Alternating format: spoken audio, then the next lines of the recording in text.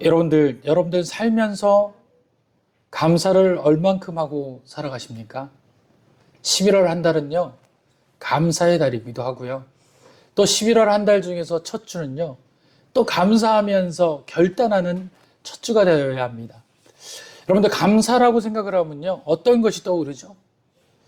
많은 사람들을 감사 그러면요, 실제적으로 나에게 얻어지거나, 아까 전에 우리 찬양 인도자도 그렇게 이야기했죠. 감사라는 조건을 생각하면 뭔가 나에게 얻어지고 이익이 있을 때 비로소 그때 감사라는 말이 나온다라는 말들을 떠올리곤 합니다. 여러분들 감사는요, 이익이 있어서 또 내게 좋아져서 결정적인 어떤 일들이 나에게 향하여서 얻게 되는 감정적 소모가 아닙니다.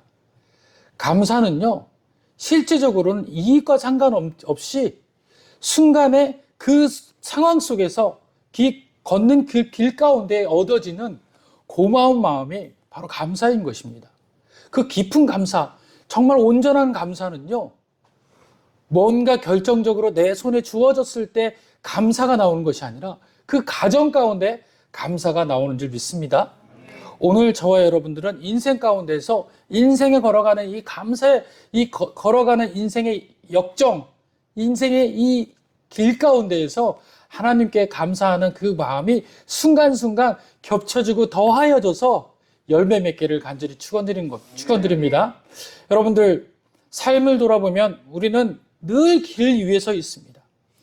때로는 눈물도 있고요. 또 고난도 있고요. 기다림도 있고요. 거기엔 또 다툼도 있고요. 또 거기에서 그 다툼에서 인내하는 인내도 있고요. 또 여러 가지 그 길 가운데는요, 복잡 다양한 일들이 있습니다. 그런데 그 길 가운데에서 가장 중요한 것을 빼앗기거나 또 내려놓으면 안 돼요. 그것은 뭐냐면 바로 감사라는 겁니다. 감사는요, 늘 우리 삶 가운데에서 목표가 되고 목적이 되고 또 지렛대가 되며 어쩔 때는 나침판이 되어야 되는 것입니다.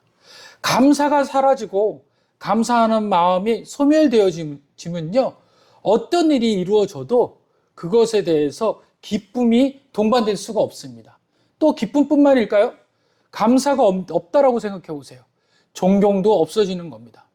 감사가 있어야 존경이 되어지는 거예요. 그런데 감사가 사라지면요, 존경의 대상도 사라지고 아무것도 남는 것이 없게 되는 것입니다. 내 삶에 진짜 감사가 여전히 있는지 들여다볼 시간이 오늘인 줄 믿습니다. 오늘이어야 되는 것이죠. 그래서 오늘 본문에는요, 이 감사에 대해서 숨겨진 것 같지만 아주 명확하게 이야기를 하고 있습니다. 오늘 본문으로 우리가 한번 돌아가 보도록 하겠습니다. 사실은요, 본문은 11절부터 있는 것이 아니라 본문 1절, 17장 1절서부터 보면요, 이 내용은 어떤 내용이냐면 믿음에 대한 내용입니다. 믿음에 대한. 그럼 오늘 이 본문은요, 실제적인 믿음 한 가지만 이야기하는 것이 아니라 믿음 더하기 뭐가 있어야 될까요? 감사가 있을 때 온전한 믿음이 된다라고 이야기하는 것이에요. 믿음은 있는데 감사가 결여되거나 감사는 있는데 믿음과 연합되지 못했대. 우리의 삶은 황폐해질 수 있는 겁니다. 중요한 것은요, 감사와 믿음은 한 울타리 안에서, 한 바구니 안에서 있어야 된다는 것입니다.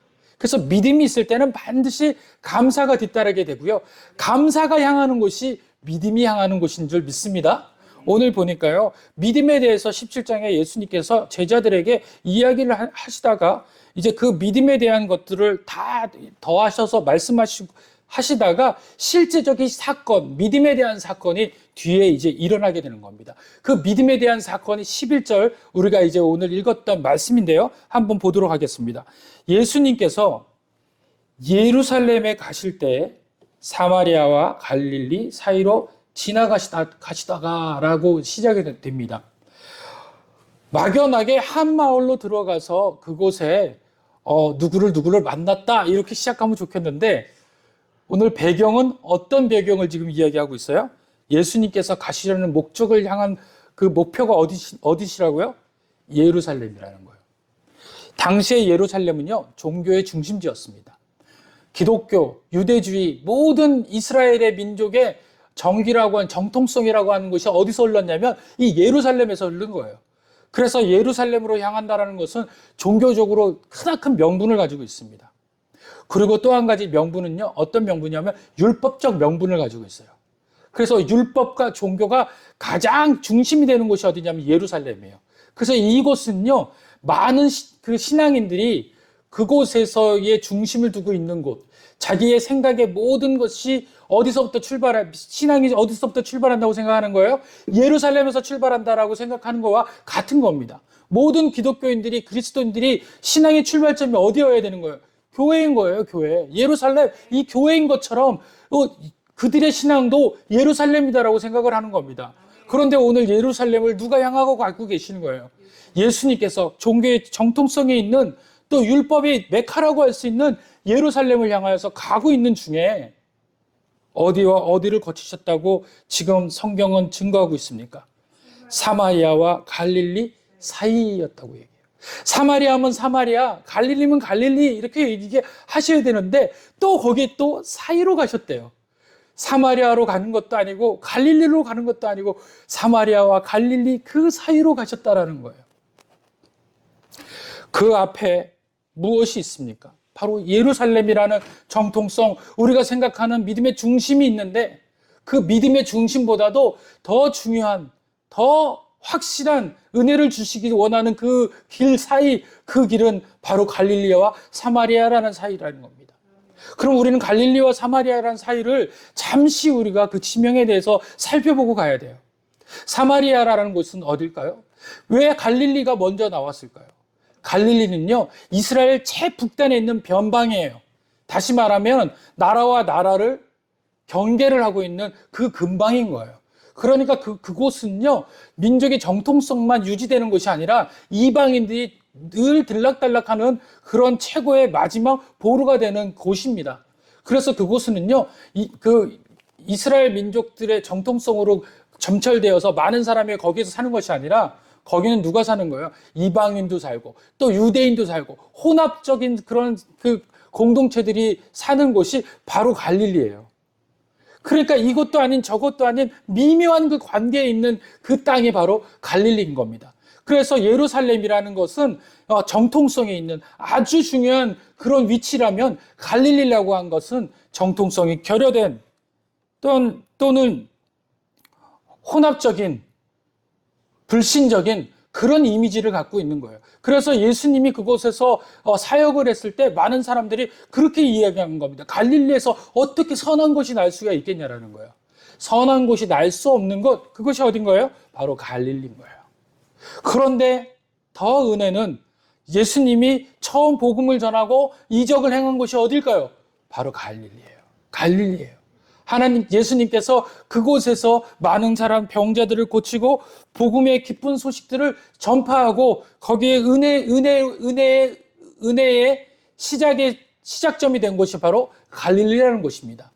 그러니 많은 사람들은 그것이 변방이고 그것이 혼합적이고 그것이 정통적이지 않은 그곳이다, 그 땅이다라고 이야기하지만 그런 땅에서 무엇이 시작된 거예요? 은혜가 시작된 거예요. 할렐루야. 그 땅에서 은혜가 시작되는 겁니다. 예루살렘에서 은혜가 시작될 거라고 많은 사람들이 여겼지만 예루살렘 그 중심에서 은혜가 시작되어서 전국으로 퍼진 것이 아니라 변방이라고 하는 보잘것없다고 하는 그 갈릴리에서 예수님의 은혜, 하나님의 은혜, 복음의 씨앗이 거기서부터 시작된 줄 믿으시길 바랍니다. 바로 그곳에서부터 시작된 것입니다. 그러면 사마리아는 어떤 건가요? 사마리아는요, 북이스라엘의 수도였어요. 그런데 그들이 하나님을 의뢰하지 않고 하나님을 불신하고 또 이방신을 섬기고 또 이방신 앞에 나가서 예배드리고 또 이방신과 교제하며 또 이방인들을 받아들이는 그 순간 예루살렘은 멸망하고 말았어요. 아니, 사마리아는 멸망하고 말았어요. 그래서 그 땅은요, 황폐하게 됐고 그 땅은요, 우상숭배와 불순종으로 멸망한 땅이다라고, 실패한 땅이다라고 이야기하는 것이 바로 사마리아인 겁니다. 그러니까 이 두 땅이 어떤 땅이에요? 하나는 민족으로부터 부정당하는 그 땅이지만 은혜가 시작된 땅이고, 그리고 이 사마리아는 실패한 땅이고 또 그것이 우상숭배로 멸망한 땅이다라고 이야기하는 땅입니다. 그래서 예루살렘 유대인들은요, 만약에 북쪽으로 갈 일이 있으면 사마리아를 통과하지 않았어요. 사마리아를 돌아서 갔어요. 그 정도로 부패한 땅, 멸망의 땅, 실어 버림받은 땅이 바로 이 사마리아입니다. 그런데 우리 오늘 예수님은 어디로 가셨다고요? 사마리아와 갈릴리 사이로 가셨다는 겁니다. 할렐루야. 오늘 저와 여러분들의 인생 사이로 지금 걷고 계시는 분이 주님이신 줄 믿으시길 바랍니다. 오늘 저와 여러분 실패하고 멸망스럽고 매일매일 죄 때문에 또 여러 가지 환경 때문에 나는 안 돼라고 생각하는 그 상황 가운데 예수님은 그 중간에 사이로 걷고 계시더라는 거예요. 나는 온전한 믿음이 있어. 나는 정말 훌륭한 믿음을 가진 사람이야. 자아 도취에 빠져서 하나님 앞에 예배드리기에 힘쓰며 나는 혼자 스스로가 예배 잘 드린다라고 여기는 그 사람 앞에 주님이 걷는 것이 아니라 나는 주님 앞에 늘 실망만 드리고 늘 실패한 사람이고 나는 왜 예배가 늘 성공하지 못하며 늘 예배 앞에만 서면 늘 하나님 앞에만 서면 죄송스러운 그 마음이 있을까요? 하는 그 사람 앞에 주님은 거하시다라는 겁니다. 오늘 그 주님이 우리 가운데 거하셔서 그 길 사이로 걸어가심을 믿으시길 바랍니다. 거기서부터 오늘 우리는 감사가 시작되고 믿음이 시작되고 우리가 어디에 마음을 옮겨야 될지가 결정지어진다는 사실을 깨닫기를 원합니다. 오늘 본문에 더 이어서 한번 보니까 그 마을로 들어갔어요. 그 사이가역으로 말인데 어떤 마을에 들어갔는지 알지 못하지만 주님께서 그 갈릴리와 사마리아 사이 어떤 마을에 들어갔다고 해요. 그러니까 제가 보기에는 공통된 마을인 것 같아요. 마을과 마을에 어떻게 다 같이 연합될 수 있는 그 근방에 있는 마을인 것 같아요. 그 마을에 들어가시니 나병 환자 몇 명이 있었다고요? 10명이 있었더라. 나병 환자는 또 누굽니까? 이스라엘 민족 중에서 나병 환자라고 이야기하면 이들의 신분은 부정한 자라고 이야기를 합니다. 그들이 가지고 있는 이 나병, 그 문둥병을 가지고서 많은 사람들은 그것이 죄 때문에 혹여나 또 하나님으로부터 벌 받아서 생긴 것이다라고 생각해서 사람들은 그들을 부정한 자다라고 이야기를 했어요. 그래서 그들은 갈 때마다 사람을 만나면 뭐라고 이야기했냐면 부정한 자요라고 외쳤어야 했습니다. 그래서 많은 사람들이 그 사람에게 가까이 하지 않게끔 경각심을 주는 행동을 한 거예요. 그래서 혹여나 만약에 멀쩡한 사람이 그 사람을 지나쳐서 만나서 만지게 되면 그 사람은 어떻게 되는 거예요? 부정하게 되는 거예요. 일주일 동안 그 마을에 들어갈 수가 없습니다. 그러고 난 다음에 그 부정이 다시 말하면 전이가 되지 않았을 때 제사장에게 보여서 제사장이 봐서 멀쩡하면 마을에 들어가고 그렇지 않으면 그 사람들도 부정한 사람으로 이야기할 수 있는 거예요. 그래서 나병 환자들은 평상시에 사람들을 가까이 갈 때는 자기가 부정하다라는 것을 큰 소리로 외쳤어야 돼요. 부정한 사람입니다. 부정한 사람입니다. 나는 부정한 자요라고 이야기하는 사람이었어요. 10명이 얼마나 그 이야기들이 힘들었겠어요. 여러분 생각을 한번 해보세요. 거울에 있는 사람들을 만날 때마다 자기 치부를 드러내야 돼요. 나는 부정한 사람이야. 가릴 수도 없습니다. 나는 부정한 사람이야. 내가 어떻게 부정했는지 알지 못해요. 태어났는데 이렇게 된 겁니다. 그리고 어떤 경로로 인해서 이 병을 옮을 수도 있어요. 내 죄가 아닌데, 내 잘못이 아닌데 나는 부정한 자가 되어 있는 거예요. 이런 얼마나 안타까움들이 있었겠어요. 이 10명이 누구 앞에? 예수님 앞에 나가서 큰 소리로 멀리 서서 이야기하는 겁니다. 소리 높여 이르시되 예수 선생님이여 우리를 불쌍히 여기소서. 여기서 우리를 불쌍히 여기소서라고 이야기하는 것은 무슨 뜻이냐면요. 부정한 저희를 보아주십시오. 향하여 주십시오. 저희를 제발 봐주세요. 그리고 저희의 이 아픈 것을 기억해 주세요. 제발 떠올려 주세요. 다시 말하면 뭐예요? 해결해 달라는 거예요. 그런데 저는 왜일까요? 이 본문을 보면서 어느 본문이랑 너무 유사한 것을 깨닫게 됐습니다. 여러분들 10명이다라고 하면 여러분들 생각에 뭐가 있어요? 어떤 것이 기억에 남습니까? 창세기에 보면은 아브라함이 롯을 구하고 싶은데 소돔이라는 그 땅에 들어가서 그들을 건져내고 싶은데 하나님께서 소돔을 멸망시키기로 했습니다. 그런데 하나님 앞에 나가서 아브라함이 이야기하는 거예요. 40명이 있으면 어떡합니까? 30명이 있으면 어떡합니까? 처음엔 5명씩 줄다가 나중에 용기가 내서 10명씩 줄어요. 그러고 난 다음에 10명이 있으면 어떡합니까? 그 10명이 생각나는 거예요. 그 10명. 왜 아브라함은 그 10명이 있을 거라고 장담했을까요? 이스라엘 공동체는요, 12명이 있거나 10명이 있으면 교회가 생겨나는 거예요. 그래서 아브라함은 10명에 대한 신앙을 가지고 있었던 거예요. 그 이유는 뭐냐면요, 그 가족이 아브라함 품을 떠나서 롯과 헤어질 때 그곳에서 모여서 공동체가 10명은 좋게 넘었기 때문에 그래요. 그들의 종들과 또 그들의 자녀들과 아내와 또 롯까지 합하면 분명히 10명은 하나님을 믿고 있었을 거야 라는 그 자신감 때문에 10명에 대해서 이야기한 겁니다. 그런데 그곳에는 그 공동체마저 다 무너진 거예요. 여러분들, 우상 앞에는 이렇게 공동체가 다 무너지고 현실 앞에는 모든 것이 다 잃어버리게 되는 것입니다. 우리가 현실 앞에는요, 목사도 현실 앞에서는요, 자연인이 될 수밖에 없더라고요. 일주일 동안, 한 주 동안에 제가 얼만큼 자연인이 됐을 것 같습니까? 목사로 살았을 것 같습니까? 감히 이런 자가 어떻게 이곳에서 나와서 복음을 전하고 말씀을 전할 수 있겠어요? 그런데 그 담대함을 누가 주시냐면 바로 예수님께서 갈릴리와 여리고 사이라는, 갈릴리와 사마리아 사이라는 그곳에서 저를 부르셔서 이곳에 세운 줄 믿으시길 바랍니다.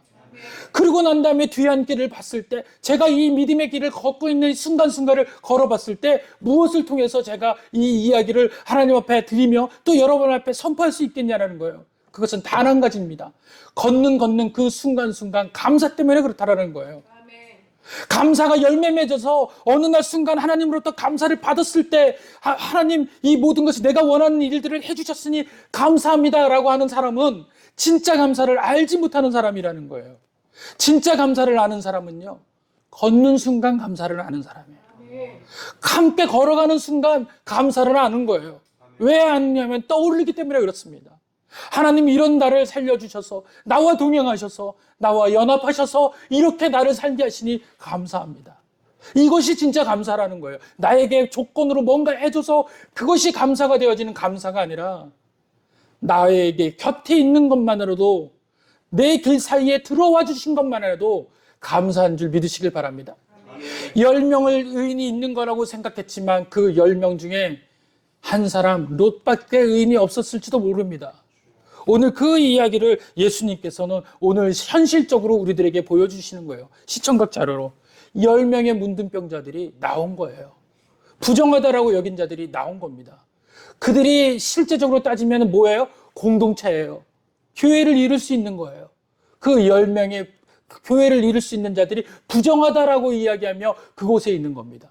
그러면 정하다라고 하는 예루살렘 안에 있는 사람들은 진짜 정한 사람들일까요? 아니라는 거예요. 주님이 진짜 바라는 사람은 부정하다라고 여겨지는, 불쌍히 여겨서서 하는 그 10명이 진짜로 교회인 줄 믿으시길 바랍니다. 예루살렘에 부정하지 않다라고 여겨지는 그 중심에 있는 자들이 오히려 진짜 실제적으로 영적으로 부정한 자고 영적으로 문둥병 아니었을까요? 그 문둥병들을 고치기 위해서 주님은 오늘도 이 거리를, 이 가운데 길을 걷고 계신 줄 믿으시길 바랍니다. 13절을 보니까 소리 높여 이르되 예수 선생님이여 우리를 불쌍히 여기소서. 누가 불쌍히 여기소서 할 수 있습니까?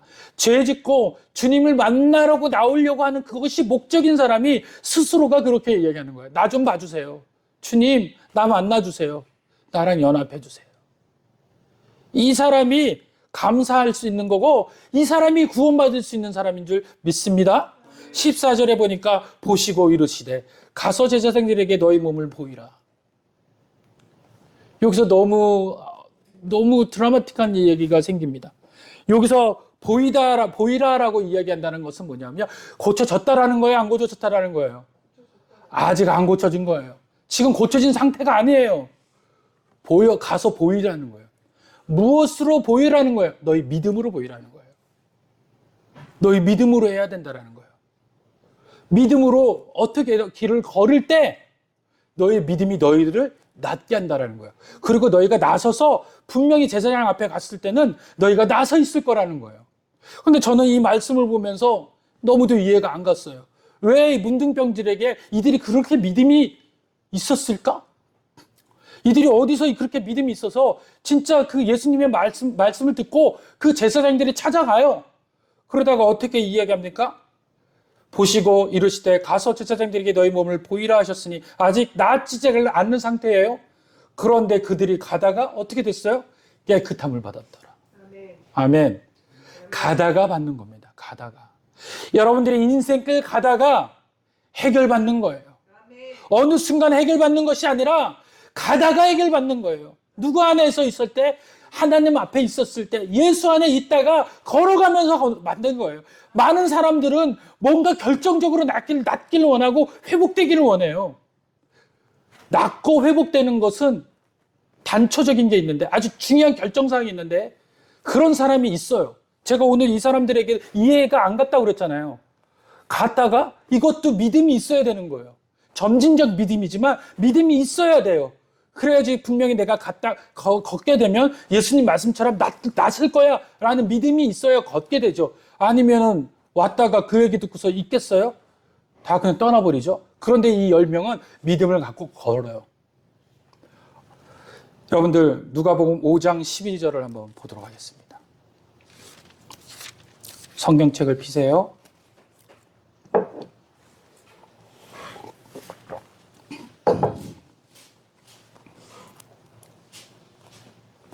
제가 읽습니다. 5장 12절입니다. 예수께서 한 동네에 계실 때 온 몸에 나병 들린 사람이 있어 예수를 보고 엎드려 구하여 이르되 주여 원하시면 나를 깨끗하게 하실 수 있나이다. 이 문둥병 한 사람은 똑같은 나병인데 지금 우리가 보았던 10명의 나병은 뭐라고 얘기했죠? 나를 불쌍히 여겨달라고 얘기했죠. 그런데 이 문둥병은 뭐라고 얘기합니까? 나병 환자는 엎드려 원하시면 나를 깨끗게 하나이다. 믿음이 틀려요. 이 나병 환자는 즉각적 믿음이 있었어요. 주님에 대한 즉각적 믿음이 있습니다. 주님이 원하시면 제가 깨끗해질 수 있습니다. 낫게 해주세요. 그랬더니 어떻게 합니까? 예수께서 손을 내밀어 그에게 내시며 이르시되 내가 원하노니 깨끗함을 받은대라 하신데 나병이 어떻게 됐다고요? 곧 떠나니라. 그냥 고쳐진 거예요. 할렐루야. 믿음의 분량이 틀릴 수 있어요. 어떤 사람은 가다가 고쳐짐을 받는 사람이 있고 어떤 사람은 즉시 믿음을 통해 가지고 고침받는 사람이 있어요. 그건 나중에 우리가 결정상이라고 약간 멀리 떨어뜨려 놓는다 하더라도 이해가 안 가는 부분들은 어떤 거예요? 이 10명이 어떻게 믿음이 생겼냐라는 거예요. 바로 5장에 있었던 이 나병 환자의 믿음이 이들에게 씨앗이 된 줄 믿으시길 바랍니다. 이들의 용기 내서 10명이 다 몰려온 이유는 나병 환자 한 명이 고침받았던 그 목소리, 한 명이 나음받았던 그 은혜에 이들이 사모함이 생긴 거예요. 나온 거예요.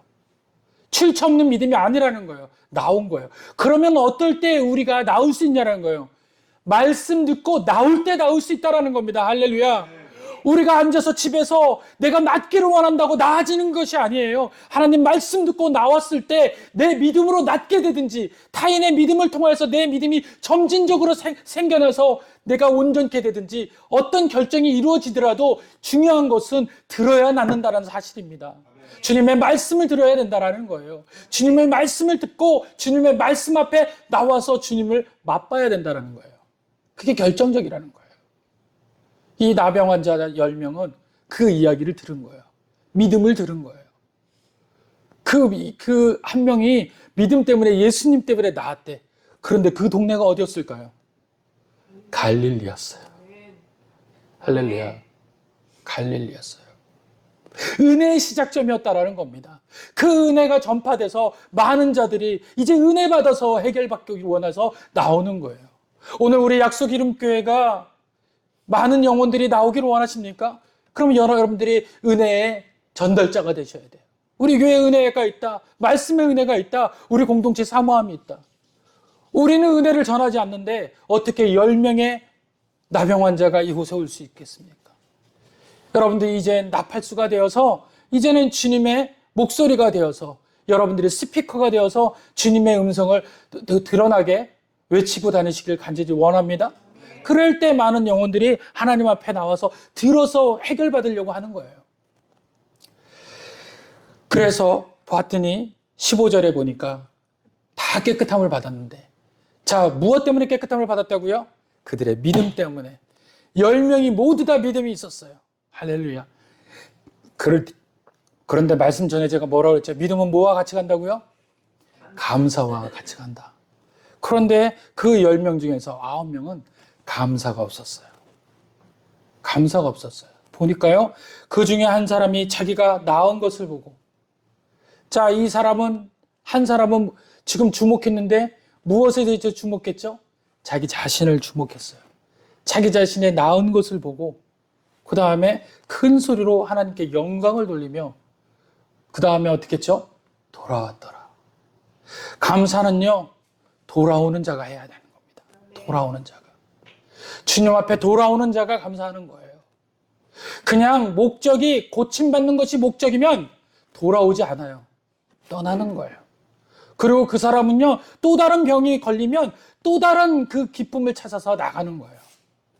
거기에는 감사가 없습니다. 자기의 만족은 있죠. 어쩌면 이 9은요, 가다가 그 믿음으로 예수님이 그곳에서 즉시 낫지 않는 것이 독이 될 수도 있었어요. 왜냐하면 길을 걷다가 무슨 생각을 했을 것 같아요? 내 믿음이 나를 고쳤다라고. 자도취에 빠지고 마는 겁니다.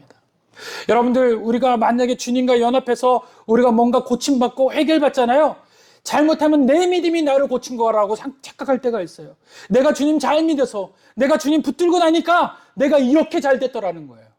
아니라는 거예요. 거긴 감사가 없잖아요. 주님이 하신 줄 믿습니다. 주님이 하신 거예요. 할렐루야. 제가 그럴 때 깜빡깜빡할 때가 있어요.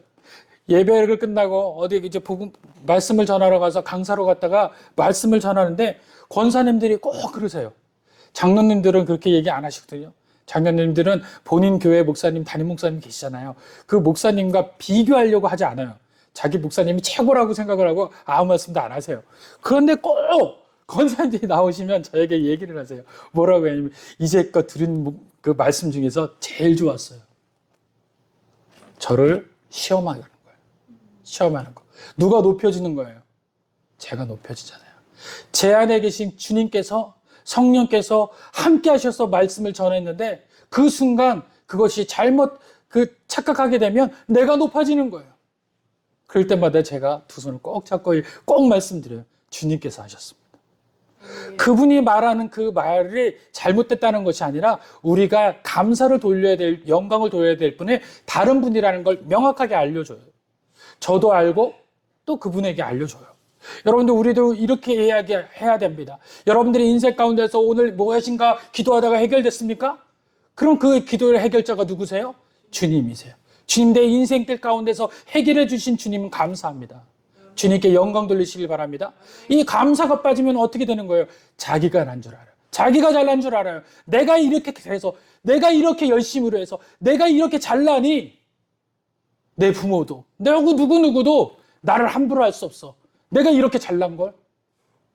그렇게 되는 거예요. 그런데 거기에 감사를 더하면 어떻게 돼요? 감사의 대상이 생기잖아요. 부모가 생기잖아요. 부모님 때문에 내가 이렇게 돼서, 누구 때문에 이렇게 돼서, 그것이 다 누구 때문인 거예요? 주님 때문에 그런 줄 믿으시길 바랍니다. 우리는 주님 앞에 감사를 돌리는 자가 되어야 합니다. 감사를 돌릴 때 우리는 하나님의 영광을 가리게 되는 자가 아니라 하나님의 영광을 표현하는 자가 되는 것입니다. 오늘 이 한 사람의 한 행동은 그냥 단지 주님을 높이는 것이 아니에요. 주님께 감사드리는 것이 아니에요. 그 문둥병을 낫게 하신 본질적인 그분 누구세요? 하나님을 높인 줄 믿으시길 바랍니다.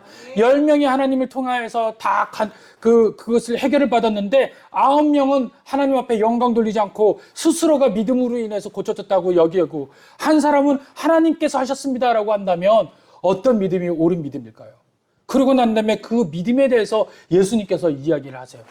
16절 다 같이 한번 읽어봅시다. 시작.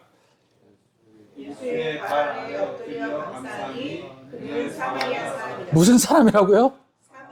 제일 싫어하는 사람. 우리 민족이다라고 아니하는, 제일 멸시받고 제일 부정한 사람. 이 사람은 두 가지의 어려움이 있었어요. 처음에는 문둥병이라는 그 어려움을 가지고 있고, 또 한 가지는 뭐예요? 사마리아인이라는 최고의 치명적인 관계를 가지고 있습니다. 그런데 이 치명적인 관계 안에서 제일 먼저 찾아온 사람은 누구예요? 바로 이 사마리아인들인 거예요. 예수님께 찾아온 사람. 감사 돌린 사람은 이 사람이라는 거예요. 무엇이 다 막았을까요? 어떤 사람은요, 자기는 이제 이 9명 중에서 대부분은 몇몇은 아마 유대주의자 사람이었을 겁니다. 나 이제 예배 드리러 가도 돼. 예배도 못 드렸거든요. 부정하면요, 예배당으로도 못 들어오고, 그 가족 관계도 어려웠어요. 그러니 얼마나 힘들었겠어요. 그러니까 이 사람들이 제일 먼저 해결하는 게 뭐였을까요? 자기의 병이 고쳐지면. 그걸 알리는 거예요. 나 이제 자유인이야. 너희가 예배 드릴 수 있어. 너희와 함께 할 수 있어. 이것이. 목적이 잘못되면 어떻게 되는 거예요? 그렇게 되는 거예요. 그래서 감사라는 것은요, 시선이 하나님께 향하는 것이 감사인 줄 믿으시길 바랍니다. 시선이 나의 생각과 나의 환경과 나의 상태를 향하게 되면 자아도취에 빠지게 돼요. 그런데 시선이 하나님께로 향하면 감사로 향하게 될 줄 믿으시길 바랍니다. 오늘 저와 여러분들이 감사로 향하셔야 돼요. 시선이 하나님께로 향하셔야 됩니다. 그랬을 때 우리의 상태가 문제가 되는 것이 아니라 그 상태 너머에 계신 하나님의 은혜가 우리에게 기쁨이 된 줄 믿으시길 바랍니다. 그러고 난 다음에 그런 자가 어떤 은혜를 받느냐? 17절에 이렇게 이야기합니다. 예수께서 대답하여 이르시되 10사람이 다 깨끗함을 받지 아니했느냐? 그 9은 어디 있느냐? 이 이방인 외에는 하나님께 영광을 돌리러 돌아온 자가 없느냐? 여기서 이 이방인이라고 지칭을 하시는 이유가 뭡니까? 많은 사람들에게 경각심을 주는 거예요. 깨달으라는 거예요. 회개하라는 거예요. 너희들은 스스로가 그렇게 하나님 앞에 예배드리는 척하고 너희들은 온전히 드린다라고 이야기하지 않았느냐? 그런데 실제적인 이렇게 하나님이 너희들을 해결을 해주고 문제를 해결해주고 상황을 역전시켜주면 하나님 앞에 나와 감사하지 아니하지 않느냐? 당연하게 여기지 않아야 되냐? 나는 하나님을 믿으니까 당연히 고침받고 나는 하나님을 믿으니까 당연히 용서받고 이것이 당연하지 않았느냐? 아니라는 거예요. 감사가 빠진 것은 잘못됐다라고 주님이 이야기하십니다. 그리고 이 19절에 이 이방인 문둥병 환자에게 나병 환자에게 이렇게 이야기합니다. 그에게 이르시되 일어나 가라. 내 믿음이 너를 구원하였느니라. 일어나 가라라는 것은 뭡니까? 이제 믿음 안에서 일어나라. 너의 잘못된 것에서 일어나라. 그리고 가라. 믿음을 해. 믿음 가운데 이제 이 믿음 붙잡고 걸어가라는 겁니다. 오늘 저와 여러분들이 감사의 은혜를 통해서 믿음 붙잡고 걸어가는 자 되시길 간절히 원합니다. 그랬을 때 우리들에게 주님께서 무엇을 주시는 거예요? 감사가 우리에게 열게 해주신 게 뭡니까? 바로 구원이라는 거예요. 구원.